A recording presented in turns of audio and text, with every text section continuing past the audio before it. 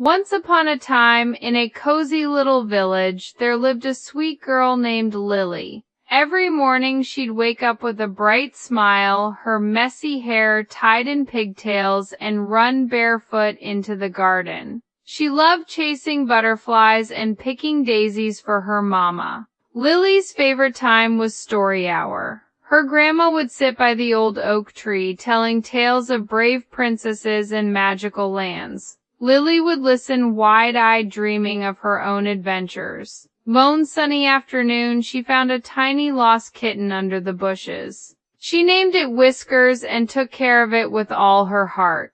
Whiskers became her best friend, following her everywhere.